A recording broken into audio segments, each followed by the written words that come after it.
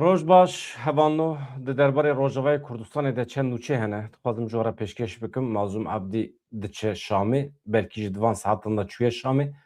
Hevdîtin çê bû çê nebû em nizanin. Hevdîtin bi dawî bû nebû em wî jî nizanin. Çi hatiye îmzêkirin, çi têya xwestin em nizanin. Ew peymana ku doh ket ajansan me jî ji vê derê ji we re pêşkêş kir. Ev peymaneke yekalî ye. Li ser rêveberiya Xweser hatiye ferskirin. Li ser Mazlûm Ebdî hatiye ferskirin. Weke dewama şerekî ye. Em nizanin ka îro di wan hevdîtinên li Şamê de ev peyman bi vî şiklê xwe were îmzêkirin neîmzêkirin em nizanin. Elbet ji guftûgûyê re vekirî ye. Pir hal hene Kurdan aciz dike. Pir nuxte hene ku divê were redkirin. Destkeftên Kurdan di xeteriyê de ne. Destkeftên Kurdan ku di berdêla 20,000 şehîdan da hatiye bidestxistin, ew aniha di xeteriyê de ne. Rêveberiya Xweser aniha di pêvajoyekî pir zor û zehmet da ye hevanno. Divê em rastiya xwe hinek bizanibin. Çawa çêdibe, YPG, YPJ dikevin nava helbestekê çawa, şoreşa Rojavayê Kurdistanê a bi pêşengiya jinê wê helbestekî çawa bigire. Tekîliya me bi milletê Ereb ra wê çawa be ji vir û pêve. Wana hemî ji guftûgûyê re vekirîne ji ber ku di şerê duh û pêr de yê ku êrişê şervanên me kirin, ev mirovên di nava Qesedê de bûn û cih guherandin, eniya şer guherandin derbasî cem çeteyan bûn. Helbesta xwe vekirî nîşandan. Wana em dikarin hinek nîqaş bikin. Ê Şamê heye. Hevanno yani vê derê ne wezîfiya min e ez moralê bidim we, lê hin rastî hene. Şer nayê wê menê ku mirov daîmî têde bi ser keve. Di şer de mirov wenda jî dike. Lê tekoşîna esasî dûr û dirêj e. Tekoşîna milletê Kurd, dawa milletê Kurd dawekî sedsalî ye. Têk naçe. Di şer de mirov têk diçe ama di dawê de ya esas ew e mirov di dawa xwe de têk neçe. Mirov ji mafê xwe yê netewî tavîzan nede. Çi dibe bila bibe. Mirov tê girtin, mirov tê kuştin, mirov di işkencê de dimîne yani hatiye serê me. Yani rêberên me, hevalên me, ewladên me li zîndana Amedê hatin girtin. Ji destpêka sed salê heta îro hûn binêrin li Mehabadê, di Demaşiya Seyid de, Sêd Reza de, hemî serhildanên Kurdan de heta îro têkçûn em jiyan e, em têkçûnê nas dikin, em zanin çi ye. Di şer de têkçûn, lê di dawê de têkçûn divê çênebe. Rîca min ji we ew e, em ji mafê xwe ê netewî tavîzan nedin. Ya herî muhîm jî ew e. Mirov weke bersiva şerê qirêj ku îro li hember me Kurda tê meşandin, mirov dikare bi biryarên siyasî bersiv bide. Mirov dikare li her çar aliyê cîhanê rabe serpiya piştgirî bide rêveberiya Xweser û mirov li dora şervanên xwe bibe yek. Xelekek ava bike, xelekek parastinê. Êdî ew maye ser we çawa çêdibe meselekê dine. Aniha weke nûçiya lezgîn hevanno. Navenda ragihandinê ya Qesedê di derbarê meseleyê de, di derbarê şer û pevçûnê vê dawiyê de daxuyaniyekê daye, hûn zanin aniha agirbest heye, lê digel agirbestê jî şer didome, heta hesekê şer çûye. Aniha zîndana ku lê çeteyên Daişî girtîne, ew niha di xeteriyê de ye.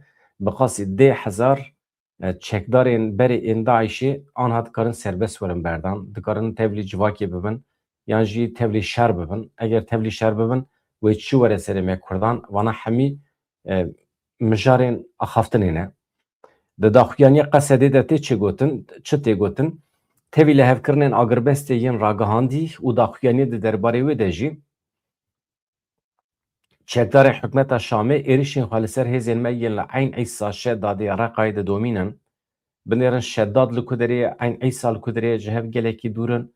Xuya ye ji pir eniyan ve êrişê me dikin. Aniha armanca wan ew e Eyn Îsa û Reqayê bi heva girê bidin.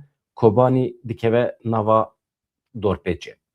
Di van keliyan de li derdora girtîgeha Eqtan ya li Reqayê û girtiyên rêxistina Daişê ya terorîstê de hene. Şerekî giran di navbera hêzên me û wan komanda rû dide. Ev yek xeteriyekê pir mezin e. Em ji raya giştî re radiyîhînin ku asteya gefan zêde dibe. Bi taybetî ew kom hew didin xwe bigînin girtîgehê destaynin ser wê girtîgehê ev yek we rewşekî xeternak bixwara bîne gefê li îstiqrarê çêke rê li ber vegera tevlihevî û terorê veke. Em vê rewşê bi raya giştî re parve dikin, em aliyên êrişkar weke berpirsên her encamekê karesatî ku bi domandina wan êrişan re derkevin, em ê wan berpirsiyar bibînin dibêje. Yani em wan berpirsiyar bibînin çi nebînin çi. Yani ê ku hatine serê zarê me jê dikin, însanê me dîl digirin, esîr digirin, axa me talan dikin, malê me talan dikin, em wana berpirsiyar bigirin çi negirin çi. Aniha hatine ketine nava mal û milkê me, însanê me dîl digirin, esîr digirin, ji ber vê yekê daxuyanî bi vî şeklî ku em wan berpirsiyar digirin û filan, wana aniha ji rastiyê pir dûr in hevando. Tişta rast ew e, aniha merû peymanê imze bike, aliyê din merû bawerî pê nayîne, çi qas girêdayî vê peymanê bin. Em ê hewl bidin meselê hinekî ji nav hev derbixin hevando. Niha Faysal Dağlı îşev mîvanê min e. Faysal Dağlı do min jê pirsî tu meselê çi wa dibînî ji bo ku bibe mîvanê min. Nivîsa wî heye çi dibêje hevando binêrin. Ka ez vîya bînim nîşanê we bidim.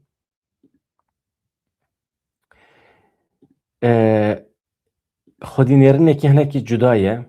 Divê êrişê de kî wenda kiriye, kî bi ser ketiye. Wana hemî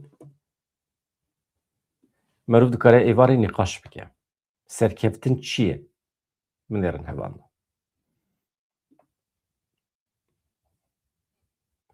Hema peyamekî kin ya Faysal Dağlı ez ji we re bixwînim, maqsed merûv bizanibe. Ji xwe ev sernavê ku min li ser manşeta xwe nivîsandiye bi îngilîzî min ji wê derê girt. Mesele giran e hevando. Em bi rastiya xwe re aniha rûbirû ne, divê dîya min ji xewê hişyar bin. Faysal Dağlı çi dibêje? Hevkariya bi Amerîkaya re têk çû. Amerîkan di dawiya rojê de çeteyên colanî helbijart û dest ji Kurdan kişand. Piştgiriya Kurd û Ereban û demokratîzekirina Sûriyê yanê projeya Quwetên Sûriya Demokratîk Qesedê têk çû. Beşa Erebiya Qesedê desta çeteyên cîhadî û demokrasiyê red kir. Êdî YPG tenê heye. Wê artêşa Kurd rojava biparêze. Gelê Kurd hemûlî kêleka rojava ye. Peymana Parîsê bû duyem peymana Cezayirê ji bo Kurdan. Piştî Cezayirê ku Kurd ji nava wan vekişiyan Ereb û Farisan yani İran û Iraq 10 sal şer kirin. Niha dîsa Kurd wê ji nava Daişê di nava cîhadî û Amerîkî, İsraîlî, Ewropiyan vekişin. Kurd wê ji nava van hêzan vekişin. Bila ew li hev pîroz bin. Em ê encamê reqsa we di nîzik de bibînin. Yani ev reqsa wan dans û dîlana cîhadîstan û Amerîkiyan û İsraîlî û Ewropiyan ê ku li hev kirine, ê ku ev komplo anîne serê Kurdan, ka em ê dansa wan û reqsa wan em ê bibînin siber rojê de çi tê serê wan. Wê tola dîrokê û cirmê vê bêşerefiya her du aliyan erjeng be. We dostanî û dilsoziya Kurdan heq nekiribû, dibêje Faysal Dağlî. Mesele bi vî şeklî ye. Îja vê êvarê em ê bipirsin, dostaniya Kurdan çi qas girîng e ji bo Amerîkiyan, ji bo Ewropiyan, ji bo İsraîlê. İsraîlê jî dostaniya Kurdan wenda kir, Ewropiyan jî. Fransa daxuyanî daye, dibêje peymana ku aniha li hevatina ku çêbûye di navbera Kurdan û Sûriyê dibe em piştgirî didinê. Qesedê hêjî hevalbendê me di tekoşîna li hember Daişî de. Erê 10,000 Daişî aniha ji zindanan tên berdan. Li we pîroz be ey Fransa. Bila ew 10,000 Daişî li we pîroz bin. Lê tişta balkêş ew e, ev çekdarên ku aniha êrişa Rojavayê Kurdistanê dikin, bi sembolên Daişê êriş dikin. Tiştekî xwe ve naşêrin. Peyman heye, mesela colanî bang li wan dike ya dibêje êrişê xwe bidin rawestandin, dîsa nasekin. Ez ana xerîtê tînim ser ekranê, ez ê nîşanê we bidim ka çi qas pêş ketine. Rojavayê Kurdistanê çiqas talan kirine, dagir kirine. Hêzên Kurdan li ber xwe didin li gorî îmkanê xwe. Li ber xwe didin şer û pevçûnekî pir dijwar heye, şehîd hene. Em cih bidin daxuyaniya Mazlûm Ebdî ya du hema, paşê em bidomînin. Do me bi we re parve nekir, do tam ez ji weşanê derketim, wî jî daxuyanî da.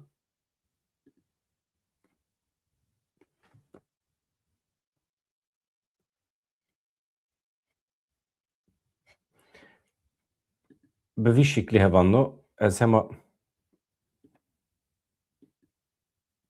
ewsa bikim. Em bi hev re lê godar kin, ka Rêzdar Mazlûm Ebdî çi dibêje? Paşê nûçe hene, ez ê ji we re nûçe pêşkêş bikim. Acela me tune ye, derdê me giran e. Em ne mecbûrin di her şerî de bi ser bikevin. Em fêrê serkeftinê bûne, lê ez bawer dikim êdî em canan bi têkçûnê re jî rûbirû bimînin, têkçûnên eskerî. Lê di hedefa xwe de divê em têk neçin, di armancê xwe de em têk neçin, di serxwebûn û daxwazên xwe yên mafê Kurdan de divê em têk neçin.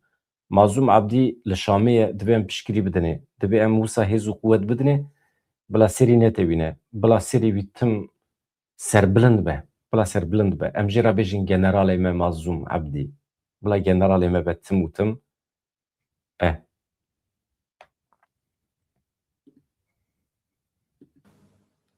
Gelê me hêja dostê me birûmet.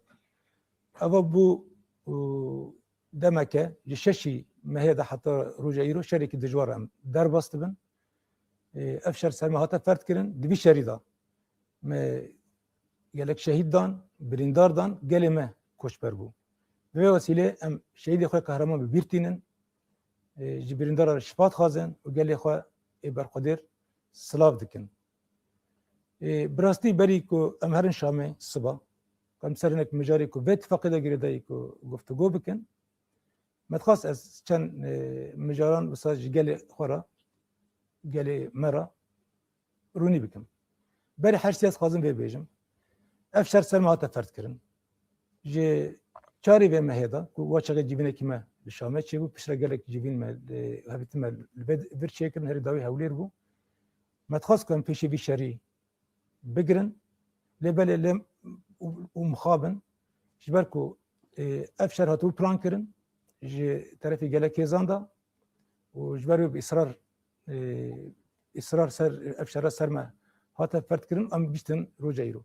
Ji bona ku ev şer nebe şerekî navxwe, ku jê re wisa hatibû plan kirin û ji bona ku ev kuştin zêde çêne, bi taybet kuştinê ê ku navber sivîlan da û kuştinê bêmane ku zêde çênebe û şerekî ku pêşê wê êdî dawê wê ji encamê wê jî nebêli bû. Ji bona we me qebûl kir ku em ji herêmên ê Dêre Zorê û Reqê bikişin Hesekê û li pêşî vî şerî bigirin. Li ser wê esasî ittifaqek hate çêkirin. Ez xwazim vê bêjim, li ser mijarê ittifaqê piştî ku em Şamê vegerin em ê berferettir ji gelê xwe re baxin. Lê bi Kurtayî em xwazim bêjim ku em îsrarin ku em destkeftê şoreşê, destkeftê gelê xwe biparêzînin. Xusiyetê herêmê xwe biparêzînin. Ji bona vê jî çi destê me heye em ê bikin û ji bo vê jî hêza me jî heye û hewldanê me jî wê dewam bikin. Eva tekuşîneke, tekuşînekî demdirêj e û ez bawerim ku ê gelê me, rêxistina me, hevalên me wê di vî şerî da ve tekuşînê de jî wekî ku şer de serketin berî vê di va çardeh salên dawê da ê di va tekuşîna neh ku me dest pê kirî ê di wê de jî biserkevin. Hûn dibînin Mazlûm Ebdî dibêje tekoşîna me didome nesekiniye vaya hê destpêke ka em binêrin wê çawa çê bibe rewşa dawî a nexşê ev e hevana. Niha xeterî çi ye? Xeterî hevano agirbest heye, lehevkirin heye. Lê belê ez vê rakim bila baştir xuya bike çete nasekinin. Çeteyan cesaretekî wisa girtiye êdî îmkana ku mirov wan bide sekinandin tune ye. Digel agirbestê, digel lehevkirinê. Dewleta Tirkiye alîkarî daye wan. Ew hêzên di nava Qesedê de bi temamî bi temamî nebe jî em hinek her kesî suçbar nekin, nexin aynî sepetî. Lê piraniya wan, êl û eşîrên Ereban mirovên xwe tercih kirin. Mirovê wan in. Çete bin jî mirovê wan in. Terorîst bin jî mirovê wan in. Aynî zimanê daxivin, ji aynî çand û kültûrê tên. Ji aliyê îdeolojîk ve cuda bin jî dîsa li hev dikin. Tamam, bi vî şeklê em bihêlin. Ez ji were çend nûçe bixwînim. Baş e? Em bia ji denê ser ekranê. Niha kes nikare bêje şervanê me nekete nava hereketê, şervanê me li ber xwe nedan. Ne wisa ye? Yani ev sê çar roj in piştî dêr hefrê şervanê me çawa li ber xwe dan, çawa şer kirin, çawa şehîd bûn, herkes dizane. Divê em rewşa wan bibînin, bidin ber çavan û divê em spasiyên xwe wekî millet em spasiyên xwe pêşkêşî wan şervanan bikin. Mirov vê yekê heqeten nikare wekî têkçûn pê nasê bike. Yani ev dibe neheqî li şervanê me, dibe neheqî li reveberiya xwe ser. Di meseleyên siyasî de mirov dikare rexne bike. Çima zû neketin nava hereketê, çima bi dualên dereke re bi Ewropî, Amerîkî û bi İsraîlê re zimanê xwe de neketin nava tekîliyê. Mesela doh sîpan hemû ji fermandarên Qesedê dibêje me ji İsraîlê em ji İsraîlê dixwazin çawa ku durzî parastine bila ji bo parastina me jî bikevin nava hereketê. Lê İsraîl bêdeng e aniha ji ber ku di dema xwe de Kurdan ji ber hesasiyetên Ereban piştgirî ji İsraîlê nexwestin. Vaya edî ne îftira ye. Min jî çend caran ji rêveberiya xwe ser mirovên me rêveberê me kir mîvan min bawekî vekirî pirsî ji wan di vîdeoyê me de hene. Yani mirovên temaşevanên me hevalê me dipirsin çima rêveberiya xwe ser bi İsraîlê re nakeve nava tifaqê, çima nakeve nava hevkariyê ta salek beriya niha. Rêveberê me dibêjin rewşa cê me cuda ye. Pir Ereb hene di nava me de, êl û eşîr hene, hesasiyetên wan hene. Aniha Netanyahu komkujî çê dike li Xezayê. Em ji ber hesasiyetên hemalatî xwe yê Ereb, ji ber hesasiyetên şervanê xwe yê Ereb em nikarin bi İsraîlê re bidin bistînin. Qet nebe bi şefafî em nikarin. Baş e? Lê aniha rewş ku herî me dît me hevalbendiyeke rast hin nebjartiye. Yani hevalbendî di mesela şer da du wextê hevalê xwe rast hil nebijêrî tu dikarî têk biçî, tu dikarî wenda bikî. Tifaq mühîm e. Hevalê xwe yê rê divê tu rast hilbijêrî. Veya di jiyanê de jî wisa ye, di şer de jî wisa ye. Di têkoşînê de jî. Aniha hela hazir me ferq kir ku ji birî Kurdan dostê Kurdan tune ye. Tenê Kurd dostê Kurdan e. Divê merû aniha di vê rewşê de li hemberî hev û du nekeve nava sûjbariyan. Yani niha rewşa me ya li Rojavayê Kurdistanê hevando. Tu weke serkeftin dibînî, weke têkçûn dibînî, vaya merû çawa dikare şîrove bike? Eger armanca te nizm be, eger tu bêjî tenê bila hebûna min were naskirin û bes e, hema bila serokkomar tiştekî îmze bike bêje Kurd hene ji bo min bes e. Eger armanca te ev be, tu bi serketî. Yani vaya tu weke serkeftinekî mezin dikarî qebûl bikî. Lê eger tu bêjî armanca min îqtidar e, ez li ser coğrafya xwe dixwazim serwer bim, ez dixwazim qedera xwe bi xwe tayin bikim, ez dixwazim edaleta xwe bi xwe saz bikim, perwerdeyiya xwe bi xwe rêve bibim, ez dixwazim rêveberiyeke serbixwe bi dest bixim, eger armanca te ev be, artêşa te ya aydê te be, perwerde, edalet, her tişt aydê te be, wê demê eger tu nikaribî bigihîjî van armancê xwe ji bo te têkçûn e. Yani têkçûn û serkeftin girêdayê armancê te ye hevanda. Mesele ev e. Lê eger tu rabî bêjî na bila pergala siyasî destê xelkê da be, bila edalet, hukuk destê xelkê da be, em di mehkemeyên xelkê de werin mehkeme kirin. Mesela Colanî mehkemeya wî êdî Xwedê zane mehkemeyekî çawa ye. Êdî li Rojavayê Kurdistanê wextê ku însan şer bikin li hember hev, yan jî li ser meseleyekî wextê li hev nekin, yan jî meseleyekî siyasî da em ê çawa werin mehkeme kirin? Em ê li gorî mehkemeya Colanî. لگوری منطقه وان امی وره محکمه کرن جبر کو ما سردستیا سیاسی تسلیمی وان دکن دوی جبوید بیجم یعنی چه تکشونه چه سرکفتنه اگر تو بیجی نه عدالتی ام تسلیمی وان کن عدالتی که نفخایی یا کردان دوی محقق هبه و دمی اگر تو ویا به دست بخی تو سرد کبی yani gırday arman ciddi. Yani eğer tu meseleye ve yani mecburun ve revşide mantıklı bir fikrin. Yani Rojava Kurdistan'a mecbur xwaser be. Ana insanın me, jinin me in azat lüderi çama mümkün el gori adalet şami tevbi gerin. Zarokên me ilk o 14 salın perwerdeye Kurdî dibînin. Zanîngehê wan hene, mektebê wan hene, müfredatê wan hene. Yani tonkî amadekarî çêbiye ji vê saetê şûn ve yani hûn texmîn dikin rabin pergala perwerdeyiyê ya Şamê qebûl bikin. Yani nabe yani ne mümkün e mantık nagire yani. Ji ber vê yekê yani nûçe hene yani çete pêş dikevin ez nîşanê vedim yani çete ana pêş dikevin çete digêjin Kobanî çete digêjin Hesekê çete digêjin Qamişlo yani îro rewşa şer pir giran e aniha di van deqeyan de bi qasî nûçeyên ku ji me re tên Kampa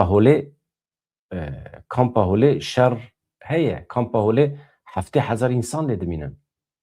Yani Iraqê qebûl kiriye mirovê xwe êl Kampa Holê şûn ve bigire Kampa Holê bila belav be. Bila be cehennema wan kiriye bila belav be. Ji xwe bela bû. Kampa Holê bela bû li serê Kurda. Hemî malbatên Daişî û zarokên Daişî û bila bicehennemin bila diçin ku derê bila biçin. Bela bû. Yani hem alî aborî ve hem berpirsyariyê ve yani ev hevan no 10 sal rêveberiya xweser lavê Ewropayê dike dibêje em mehkemekî çê bikin ji van Daişiya re em çareyekî bibînin yan em berdin yan em wana mehkeme bikin yan jî hemalatiyên kîjan dewletî ne bila warin bigirin. Em naxwazin berpirsiyar van insana bigirin ser xwe. Lê dewletekî Ewropî negir ser xwe berpirsiyarî. Negirtin. Aniha bûne bela. Malbatê wan jî. Aniha nûçe heye, xeber heye dibêjin Kampa Holê bi temamî ketiye destê çeteyan. Dikeve bikeve çi bikim yani. Bila bikeve destê çeteyan. Ma heye. Yani em rabin ji bo malbatên Daişiyê jî em rabin xwe bidin kuştin yani.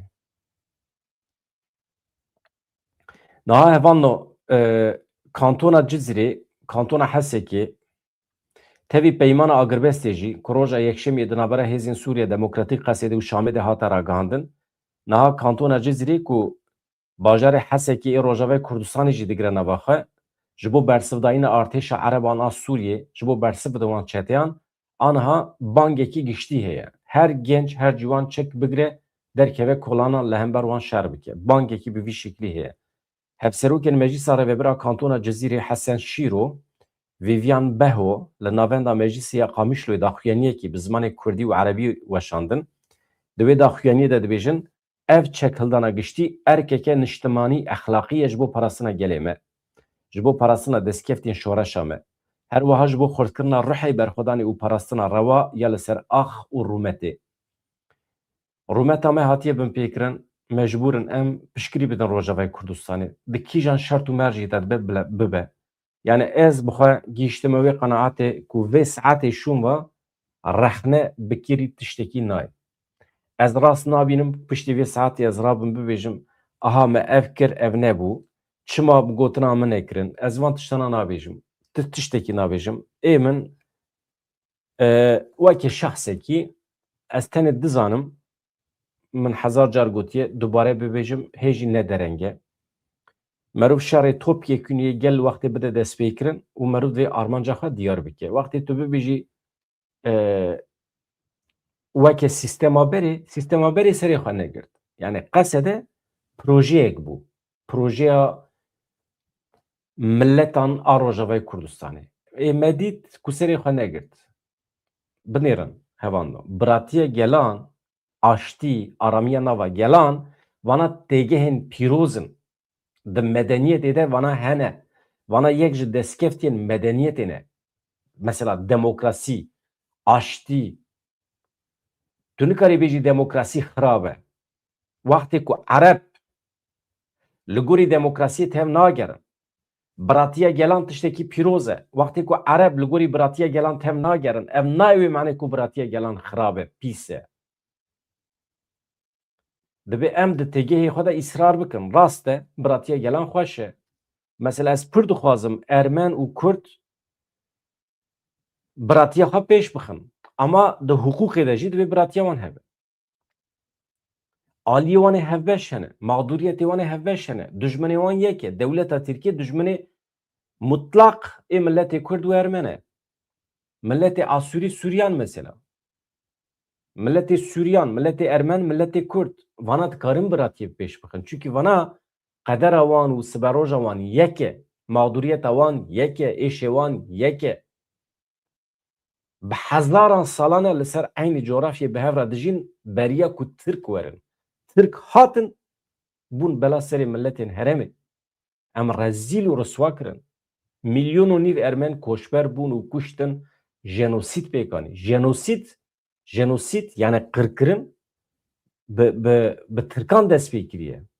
Gotina jenosîd bi Tirkan kete nava lugata cîhanê.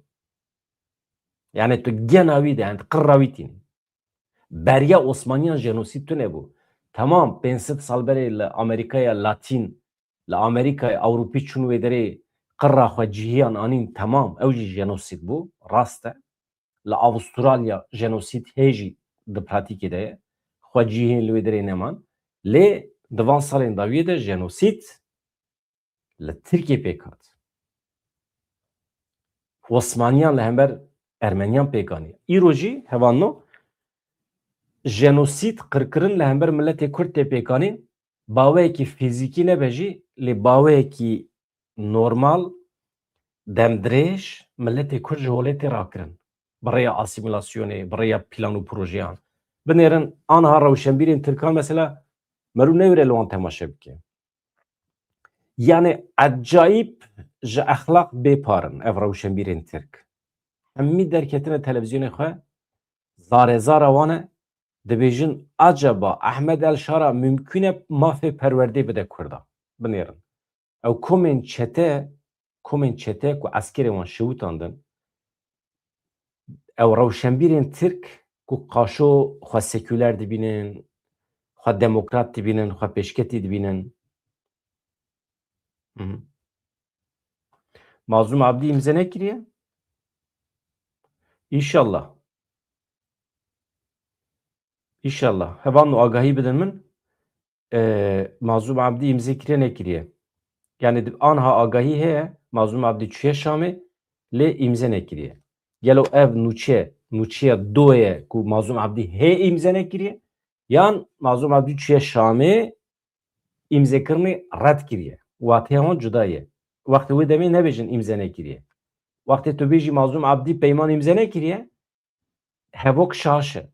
Wê demê tê mana hê imze nekiriye. Eger tu bibêjî Mazlum Abdî imzekirina peymanê red kir veya bi şiklekî cuda ye wê demê merû dikare fehm bike.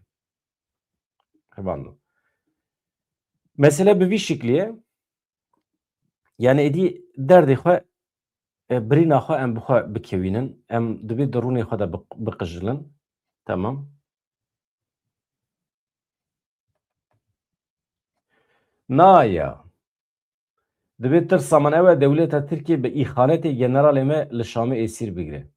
Yani anha dibin kontrola Amerîkayê de ye. Tiştekî wisa nikare bike dewleta Tirkiye vanno. Wan alîye berhet bin. Amerîkî bêşerefî kirin, bêexlaqî kirin. Di şerê li Helebê de, di şerê anha li hember Rojavayê Kurdistanê de Amerîkiyan xıyanetekî mezin li Kurdan kir, weke Rûsan. Rûsan çewa di mesela Efrînê de xıyanetê li Kurdan kiriye, anha Amerîkiyan xıyanet li Kurdan kiriye li Rojavayê Kurdistanê. Yani îro eger destkeftê me ji dest çin bi temamî ji ber xıyaneta Ewropa û Amerîkiyan e. Yani ji vê saetê şûn ve ji vê saetê şûn ve hevanno baweriya me ne mümkün e bi dewleta Tirkiye û bi Ereban were. Ne mümkün e yani. Ya yek eşîretekî Ereb ranebû li cem Kurdan nemaya. acayip rewşekî yani merû şok dibe. Yani aniha mesela milletê Tirk yek insanekî ji bo Rojavayê Kurdistanê ranebiye ya. Li bajarekî Tirkiyê kes ranebiye negotiye ya li Helebê we qirra Kurdanê ya. Ve Rojavayê Kurdistan hemî ana li çepka didin. Dibêjin bijî çete, bijî Daeş, çawa li Kurda dixe. Halbuki de mesela ideolojik de em nêzîwanin ha. Mesela em jî normal modernin, medenîne, sekülerin, mesela jin serdestin. Yani normal emu Türkiye'nin Kemalist pir rahat karımı ciran yani. Yani jibili komkujiyek ku Atatürk li Kurdistanê kiriye, jibili dijmeniya wan li hember Kurdan, yani ew tune be, de meseleyên ideolojik de pir problemê me çê nabe normal. Yani çünkü ew jî ji xwe re dibên sosyalîst, sosyal demokrat, ew jî ji xwe re dibêjin modernîst û nizamçik ziqûmîst û yani ew jî normal xwewekê însanê medenî nîşan didin. Em jî wisa ne? Yani hinna kokiyê me hene ji ber komkujiyên destpêka sed salê de falan bêvan ji xwe zanin yani ji ber siyaseta wan. Ama ême bi AKP re problemê me îdeolojîk jî hene. Ji ber ku AKP wekî Îxwanê Müslîmîn firqiya wan û selefîstan tune ye, vana selefîstin. Firqiya wan û Daişê tune ye, vana hemî destbirakê hevin. Hemî ji eynî temarê tin. Çawa ku sosyalîst û komünîst û nizanim çekîst û ev ê çepkir hemî ji eynî kokê tin. Yani ev ê İslamîst jî eynî bi vî şiklî ne. Hemî eynî temar e, eynî kok e.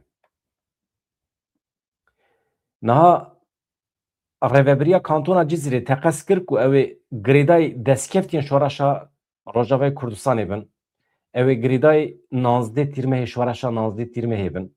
Wekî berhema qurbaniyeke mezin û xebateke demdirêj ya li dijî zulm û terorê binav kir. Hevanno, di derbarê çareseriya siyasî de tê gotin em alîgirên aştî ne. Lê aştiya rastîn bê xweparastinê pêk nayê. Mesela xweparastin esas e, aniha wisa dibêjin. Em binêrin Mazlûm Ebdî heqeten îmzê kiriye nekiriye. Hevan ji min re bêjin deqekî ez hema pêyan bişînim. Ez ê li ajansa binêrim niha. Ne xem nekin. Ne çin derekî em ê bi hev re bi xwe lê binêrin. Mazlûm Ebdî îmzêkirinê red kiriye, red nekiriye. Deqekî mühim e.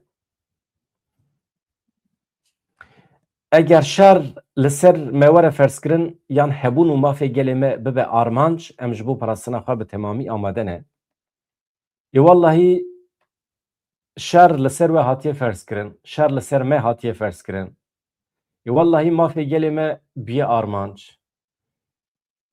û aniha divê em amade bin. Ya tişta mühim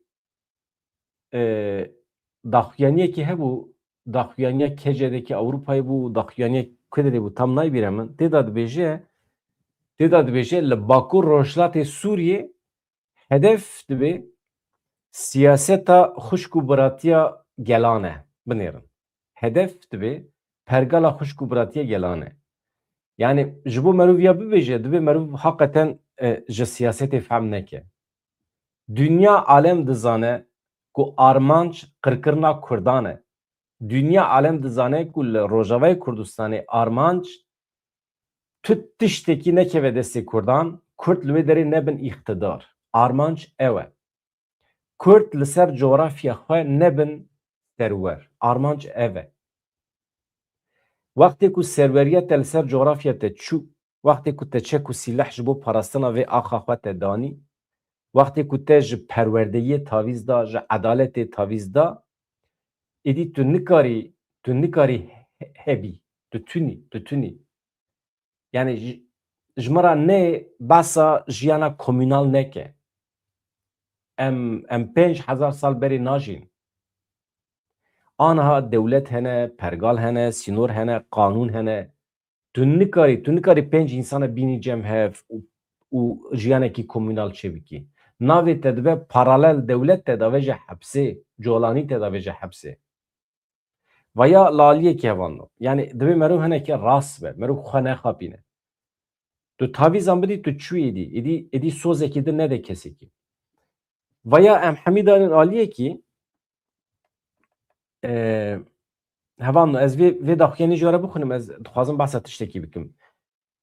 Nihat bêje hêza me de yeketiya pêkhateyên me de ye Kurd, Ereb, Sûriyan, Asûrî xwîna şehîdên me li ser vê axê tevlî hev bûye. Rast e. Meclîsê ragihand ku çekhildana giştî yani ev bi şiklekî seferberiya eskerî ye heta aramiya rewşa ewlehiya Yehremê wê berdewam bike. Aniha seferberiya eskerî heye ev ser xerêtê nîşanê we didim. Tiştek ku min dixwast ez ji we re bêjim hevanno emrê van çeteyên li Sûriyê nedirêje. Mesela vê yekê de ez dikarim pêşbînî bikim, texmîn bikim. Yani bingê havê texmîna min jî heye. Mesela Colanî bi tevî mirovên xwe li ser desthilatariya Sûriyê emrê wan herî zêde salekî ye 2 sal e. Ne İsraîl müsaade dike ew daîmî bin, ne Ewropa ne Amerîka. Aniha bi destê van ehmeqan tenê armancê xwe pêk dînin. Ev hêzên cîhanî armancê xwe pêk dînin, paşê jî çawa ku pişta xwe bi Kurdan vekirin, ew ê pişta xwe wan vacîkin. Yani wana weke desthilatariyekê daîmî nikarin bibînin, nabînin jî.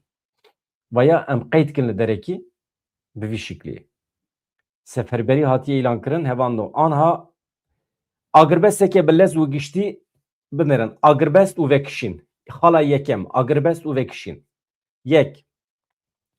Agirbesteke bi lez û giştî li hemû enî û xetên temasî yên di navbera Hêzên Sûriya Demokratîk Qesedê de tê ragihandin. Hevdem li gel vê hemû yekînên eskerî yên Qesedê wekî gaveke destpêkê ji bo jinûva belavbûnê dikişin rojhilatê Çemê Firatê kişiyane lê çete nasekin. Du radestkirina reqa dêre zorê yani ew xalê yekem bê wat heye ji ber ku kişiyan Çemê Firatê û Çemê Firatê jî dest çû. Nîvê Rojavayê Kurdistanê jî dest çû. Xala duyem jî bêkere ew jî dest çû. Radestkirina reqa dêre zorê mesela dibêje parêzgehên dêre zor reqayê ji aliyê îdarî leşkerî ve bawekî temam û bilez radestê hikûmeta Sûriyê têne kirin. Ev yek radestkirina hemû sazî û dezgehên sivîl xwe digire. Her wiha wê fermanên bilez bêne derxistin da ku karmendên niha di nava weziretên peywendîdar ên dewleta Sûriyê de bêne bicihîkirin. Ew jî mana wî nema ji ber ku dêre zor reqa ji xwe hatiye bidestxistin. Mesela yekxistina saziyan, hemû saziyên sivîl li parêzgeha Hesekê di nava sazî û pêkhateyên îdarî yên dewleta Sûriyê de têne yekxistin. Hevano tüm mana vana nema û zanî çima ji ber ku çete ev hemî peymana ku aniha Mazlûm Ebdî red kiriye jî bin pêkirine. Aniha ji bilî berxwedanê, ji bilî berxwedana Topyekûn, ji bilî bi destxistina çekan û YPG, YPJ êdî bawerî bi xortên Ereban naye ji ber ku ew însanên di nava Qesedê de bûn hemî çûn aliyê din. Aniha yek çare heye Qesedê YPG li ber xwe bide. Eger imkan hebe hêzên pêşmerge werin Rojavayê Kurdistanê biparêzin dibe şerekî Topyekûn êdî şerê Kurd û Ereban dest pê dike. Şerê Kurd û Ereban. Türk û Ereb cara yekem li hember Kurdan dibin yek. Vaya tarîxe îro binivîsîn.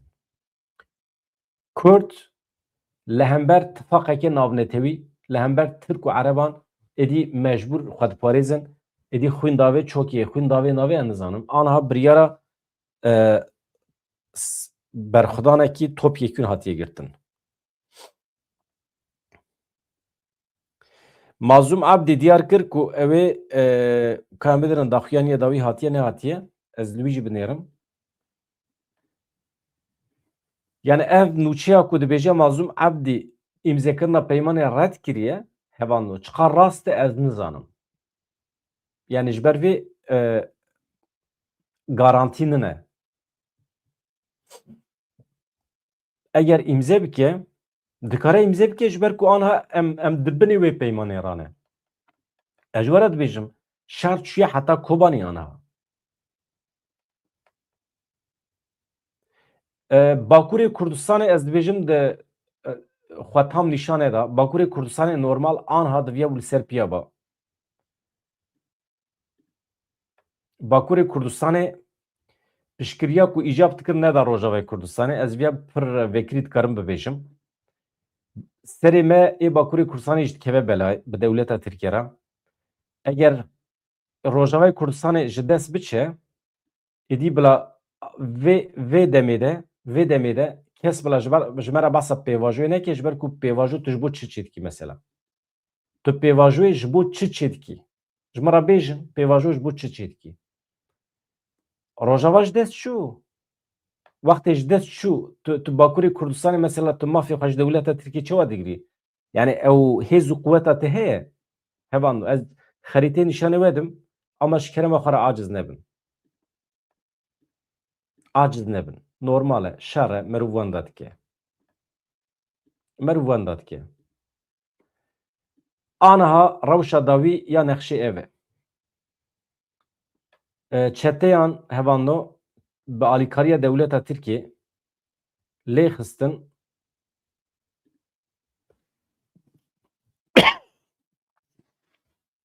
rewşa dawî a Rojavayê Kurdistanê.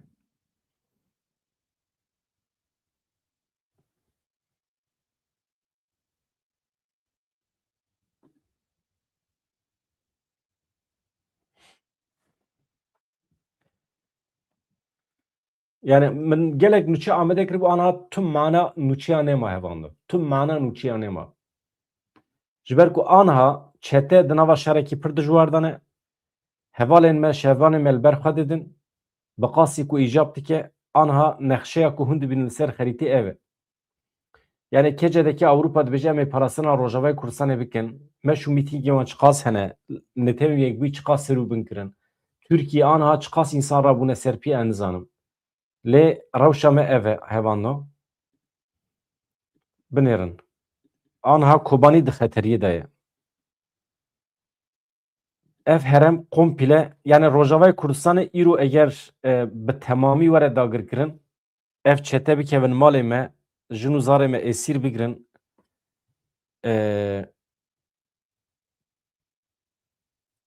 şaş nemînin hevando.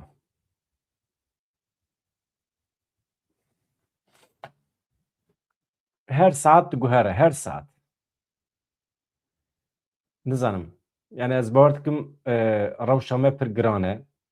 Ez ana biçim li nûçeya binêrim. Problem çi ye? Problem ajansê me di wextê de agahî nadin. Mesela navenda ragihandina Hêzên Sûriya Demokratîk dibêje di navbera hêzên me ên parastina girtîgehê û komên çekdar de li derdora girtîgeha Şeddadê Başûrê Hesekê bi hezaran çeteyên Daişê tê de hene pevçûnên pir dijwar û didin. Yani em jî zanin ku armanca wan ew e wan Daişiyan serbest birin berdan. Ew Daişî dê hezar Daişî serbest birin berdan hevano. Yani êdî kî berpirsiyara ji vê yekê nizanim. Yani bi milyonan insanê me esîr tên girtin. Destûnîgê wan tê girêdan. Jinê me dîsa li kolanan tên firotan.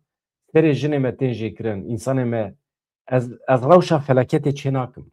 Yani aniha Rojavayê Kurdistanê eger Bakurê Kurdistanê ranebe serpiya Rojavayê Kurdistanê ji xwe ji dest diçe eger Bakurê Kurdistanê Başûrê Kurdistanê topyekûn aniha di vê saetê de ranebin serpiya weke di dema Kobanî de êdî dibe dîmenên bi 100,000 insanê me ê dîlgirtî hûn bibînin. Ez dibêjim 100,000 mübalağa nakim hûn bibêjin milyon. Ji ber ku 10,000 çeteyên Daişî aniha ji zindanê serbest werin berdan êdî hûn bibînin dawiya we dibe çi. Pir zor e, rewşekî pir zor e. Elbet şervanê me jî şer dikin, şehîd dibin ama heta kudrê çi ye nizanim. Hevano ez êdî biçim tiştê nû hebe ez bînim ji wara pêşkeş bikim ji ber ku aniha heqeten îmkana ku merû bikare be agahî bide we tune ye. Yani şervanê me jî ez zanim li wê derê girtîgehê yani ew heta ku derê ji bo wan Daişiyan xwe bidin kuştin. Yani ew jî îcab nake muhaqqaq ew ê berdin yani. Ew ê berdin. Ez li Ronahî TV jî binêrim. Carna Ronahî TV nûçeyên dawî dide.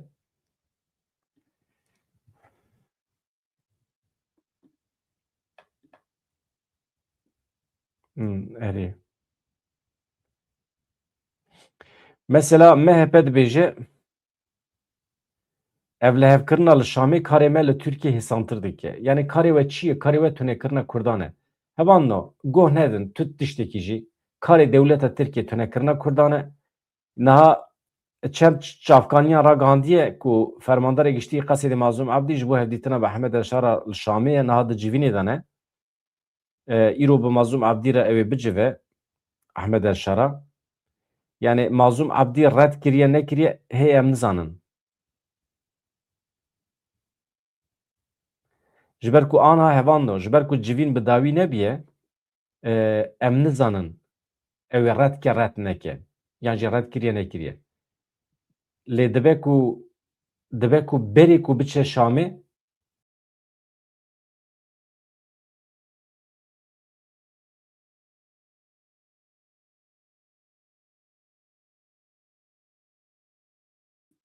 biborin destê min lê ket tamam dibe ku berê ku biçe Şamê Mazlûm Ebdî ji hevalê xwe re gotiye yani ez ê red bikim ama em nizanin hevan no moralê xwe bilind bigirin yani Rojavayê Kurdistanê niha hûn zanin çawa ye mesele milletê Kurd hevan no wextê ku Kurdistanê heq neke nake yani hûn îcab nake hûn berxwekebin milletê Kurd eger Kurdistan heq bikira eger serxwebûn heq bikira dawa serxwebûnê dikir dawa dewletekî dikir dawa xwarevebirinê dikir milletekî wextê dew nake wextê bêje ciyê me rehet e ez têda me yani îcab nake tu ji bo wî milletê xwe bikujî xwe mahv bikî xwe perîşan bikî çünkü millet dibêje arkadaş ez îqtidarê naxwazim ez serweriyê naxwazim ez Kurdistanê naxwazim ji ber ku em nizanim bi rêve bibim ez sazî û dezgehên Kurdistanê naxwazim ji ber ku em nizanim bi rêve bibim ez bi rêve bibim ez bim dîktatör ya baş bila Tirk me bi rêve bibin bila Ereb me bi rêve bibin li Îranê bila Faris me bi rêve bibin ew wisa koşê malekî de hinekî wisa ser sergo cîmiyê me hebe qulekî bucaqekî em ji xwe re têda pûnikekî çêkin em ji xwe re zarokê xwe mezin kir ew jî zarokê me yek dikeve hepsê yek dimire yek avê de diçe em hinekî zêde çêkin birçî tîye me ji xwe re bijîn yani milletekî wextê vê jiyanê ji xwe re layîqê xwe bibîne tu nikarî tiştekî bikî ji bo vî milletê eger milletê me dawa serxwebûnê azadiyê bikira çawa ku Hindistaniyan İngilîzan ji welatê xwe kir der mê jî wisa bikira bi milyonan rabûn ser xwe İngilîz mecbûrman derbikevin tonkî komkujî pêkanên eger me jî mîna milletên Yugoslavya me jî li ber xwe bida binêrin yani em bi qasî Bosnakan nabin ne em bi qasî Kosovayan nabin ne em bi qasî çend Tirkên Qibrîsê nabin ne destê we daye Kurdistana we destê we daye gelek spas dikim xerîte guherî erê xerîte guherî mamoste xerîte guherî ez ana car dibinêrim temamê Kobanî temamê Rojavayê Kurdistanê tê girtin rast e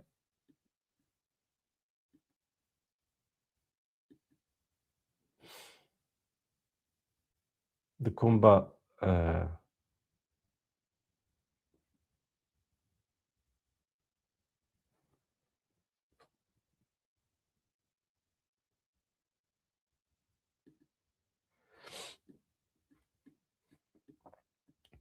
ana şer xwe digîne Qamişlo ana şer xwe gihandiye Kobanî ez vê car di nîşanê we bidim hûn ê bêjin çima nîşan adî ez ji were nîşanê we bidim yani tiştekî dî em mecbûrin milletê xwe rast agahdar bikin hevan ana wexta moralê nin ne mesela şervanê me vê derê muhaqqaq dîl tên girtin esîr tên girtin ma şervanê me wê ku de biçin hûn zanin çend hezar şervanê me hene 100,000 şervanê me hebûn nîvê wan Ereb 50,000 şervanê me yê YPG YPJ hene navana hemî wê ku de biçin ew xwe bispêrin ku derê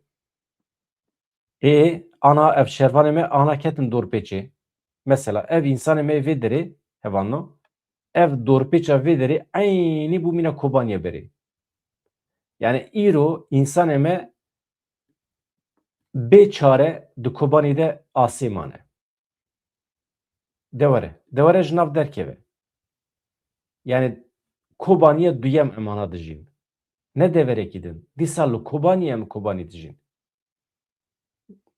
tamam em çawa ji nav derkevin em çawa ketin vî halî me çawa rêda ku ji dêr hefrê werin Helebê wextê êriş kirin çima qesede ji 5 enyava 10 enyava êriş nekir şerekî mezin neda dest pê kirin. Çünkü nexwestin gotin komployekî ye li hember milletan e dixwazin şerê Kurd û Ereban derbixin em nekevin nava vî şerê. Tamam neketî nava vî şerê te baş kiriye ama Rojavayê Kurdistanê temamî tê dagirkirin îro. Ev kobaniye. Ew qas însanê me, şervanê me, bi rûme, rêvebirên me, ev keçên me, zarokê me ana li Kobanî wê esîr werin girtin. Çare wî tune ye. Ew ê derbasî Tirkiye bibin. Ew ê çawa derbasî Tirkiye bibin? Türkiye wanê berde vedire. Yani em yani ana hemî keve destê çeteyan, esîr tên girtin. Dîmena da hûn ê bibînin. Hûn ê tiştê ku bibe sebebê întixarê me hûn ê bibînin. Yani em nikarin hin tişta rakin.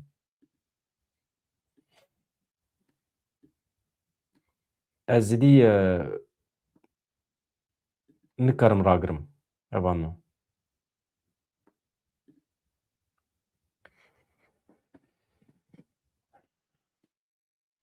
Xatirê we silav.